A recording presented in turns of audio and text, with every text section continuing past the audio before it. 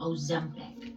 Oh yes, everyone was talking about it, even your friend Brenda. Even though it seems like it was an overnight sensation, Ozempic was really just the latest drug developed for diabetes. Diabetes is a disease that's been around for thousands and thousands of years, literally since the Neanderthals were walking around painting in caves. Recently, I went to the doctor and something happened.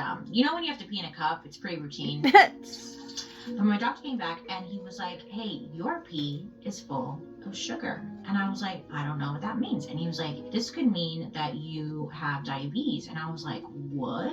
I could have diabetes? What? So I had to do a bunch more tests. And I was waiting for the test results, but I was like Googling, like, oh no, what is this new life gonna look like for me? Just preparing for the worst, really. Turns out, like, luckily, I didn't have diabetes. Just my liver wasn't working properly or whatever it was. But still, I couldn't stop reading about it because it turns out this disease has an insane history. Before there was insulin and Ozempic, there were starvation diets, opium cocktails, and beer made of literal pee. Oh yes, baby girl Lisa, listen, diabetes has such an interesting history. So let's talk about the dark history of diabetes, huh?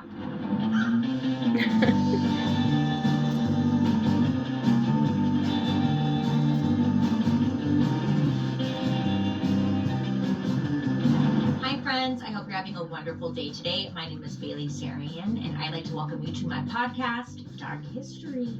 Here we believe history does not have to be boring. It might be tragic. Sometimes it's happy. But either way, it's our dark history. Before we get into it, don't forget to like and subscribe because I'm here for you, always posting new content. Hi, and make sure to leave a comment down below letting me know what your favorite animal is.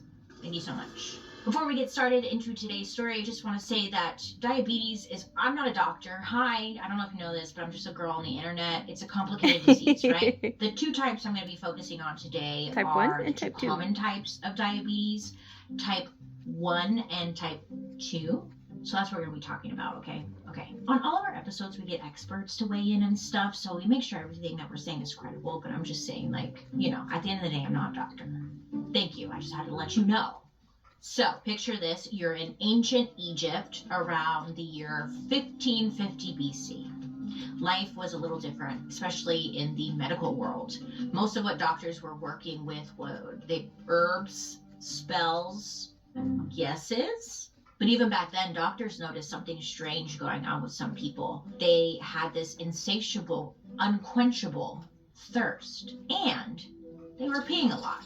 On top of all that, their pee was sticky and had a certain sweet smell. So they noticed this. They were taking notes. Now, they didn't know what was causing it, but they definitely saw the symptoms and thought, something is off. Do you guys remember Dr. Sushruta? We talked about him in our plastic surgery episode, kind of another deep cut history throwback there, dark history deep cut. Well, he was a Hindu doctor who basically invented the ancient version of a nose job back in the 6th century BC. Yeah, go off.